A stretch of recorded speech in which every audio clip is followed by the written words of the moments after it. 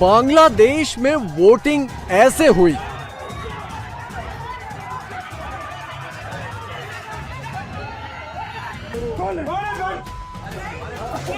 और करीब 2 साल पहले ऐसी ही वोटिंग पाकिस्तान में हुई थी। तो क्या अब बांग्लादेश बनेगा पाकिस्तान?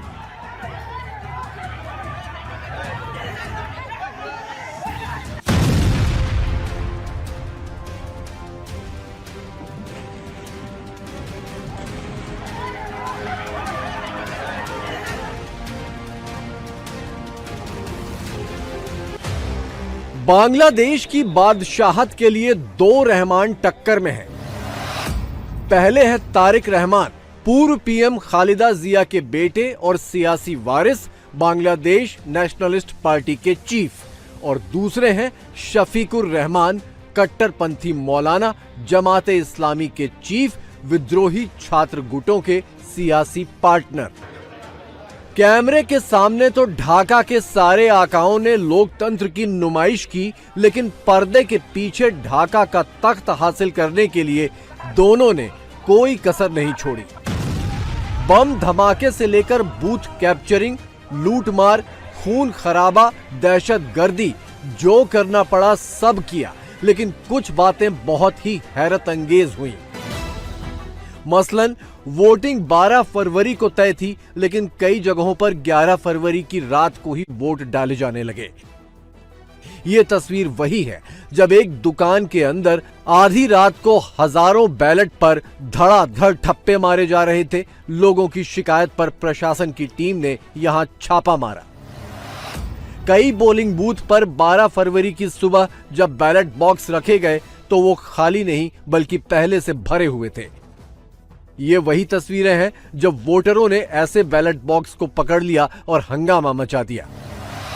फर्जी वोटिंग तो आम बात रही। जमात और बीएनपी दोनों के कार्यकर्ताओं ने जमकर फर्जी वोट डाले।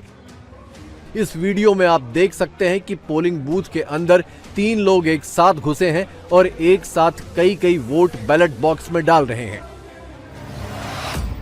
कुछ जगहों पर तो वोटिंग से पहले ही काउंटिंग शुरू हो गई, यानी वोट पहले ही डाले जा चुके थे। ये वीडियो भी सोशल मीडिया में जबरदस्त वायरल है, जिसमें जमाते इस्लामी से जुड़े लोग पहले से ठप्पे लगे बैलेट की गिनती कर रहे हैं। लेकिन गौर करने वाली बात यह है कि बांग्लादेश में चुनाव की ये तस्वीरें देखी देखी लग रही हैं। याददाश्त पर जोर डालिए तो ठीक ऐसी ही तस्वीरें 8 फरवरी 2024 को भी दिखाई दी थीं, जब पाकिस्तान में वोट डाले गए थे। यानी बांग्लादेश का चुनाव पाकिस्तान के 2024 के चुनाव का रिपीट टेलीकास्ट हो गया। 2024 के चुनाव में पाकिस्तान में भी खुलेआम बैलेट लूटे गए। बांग्लादेश में भी यही हुआ। पाकिस्तान में दुकानों और घरों के अंदर थोक के भाव बैलेट पर ठप्पे मारे गए। बांग्लादेश में भी यही हुआ। पाकिस्तान में मुनीर की फौज ने बैलेट बॉक्स पहले से भर कर रखे थे। बांग्लादेश में भी यही हुआ। पाकिस्तान में वोटिंग शुरू होने से पहले ही वोट डाल दिए गए। बांग्लादेश में भी यही हुआ। पाकिस्तान में पोलिंग बूथ जंग का मैदान बन गए थे। बांग्लादेश में भी यही हुआ। हालांकि पाकिस्तान में मुनीर के खौफ से किसी की गोली बम चलाने की हिम्मत नहीं हो पाई थी। बांग्लादेश इस मामले में पाकिस्तान से भी एक कदम आगे चला गया। बम भी चले और गोलियां भी। एक और मामले में बांग्लादेश और पाकिस्तान के चुनाव एक जैसे रहे। इमरान खान और शेख हसीना। पाकिस्तान के चुनाव से सबसे लोकप्रिय नेता इमरान खान को बाहर रखा गया। बांग्लादेश में शेख हसीना को चुनाव से बाहर रखा गया। पाकिस्तान में इमरान की पार्टी पीटीआई बैन कर दी गई थी।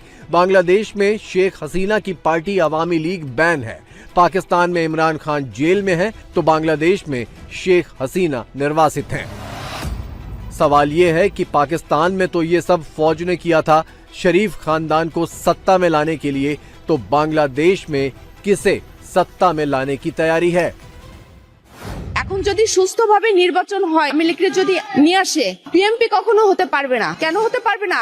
সরকার চলে যাওয়ার পরে সবাই আশা করছিল যে বিএনপি অথবা ইউনূসকে দিয়ে দেশে শান্তি শৃঙ্খলা বজায় থাকবে, ভালো কিছু হবে। বিএনপির কিছু কিছু নেতাকর্মীরা এত অত্যাচার, এত লুটপাট, এত নিষ্ঠুর আচরণ করছে যে মানুষের এদের প্রতি আস্থাই উঠে গেছে।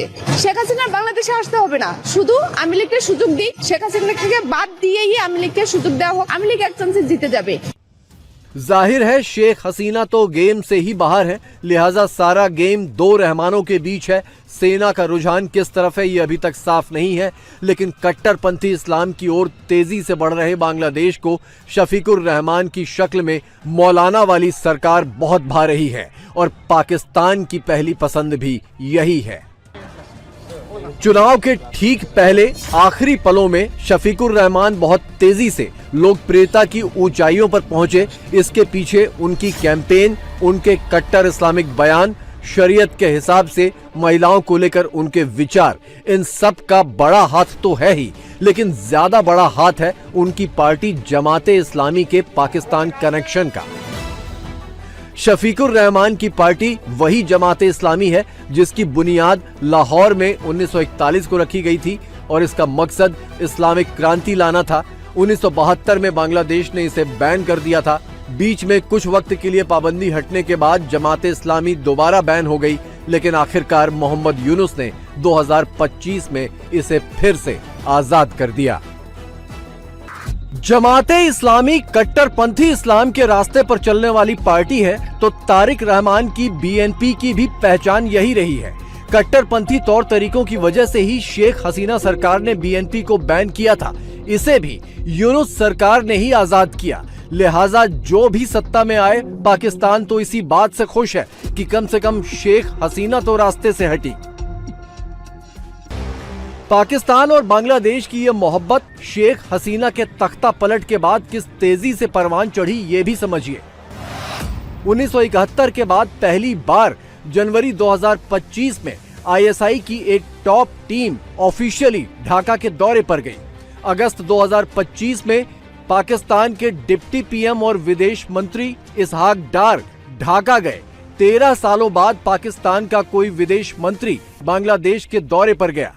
पाकिस्तान के तत्कालीन joint chief of staff Sahir Shamshad Mirza अक्टूबर 2025 में ढाका गए और कट्टरपंथी नेता मौलाना फजलुर रहमान नवंबर 2025 में ढाका पहुंचे। बांग्लादेश ने भी पूर्वी पाकिस्तान वाली जड़ों को दोबारा सींचने में कोई कसर नहीं छोड़ी। बांग्लादेश के लेफ्टिनेंट जनरल कमरुल हसन और एयरफोर्स चीफ महमूद खान जनवरी 2025 में मुनीर से मिलने रावलपिंडी पहुंचे थे और दोनों तरफ जो चर्चा हुई वो भारत पर ही हुई। हालांकि चुनावों से ऐन पहले शेख हसीना के वोट झपटने के लिए शफीकुर रहमान ने कट्टरपंथी सोच के सामने सॉफ्ट इमेज का मास्क भी चढ़ा लिया था।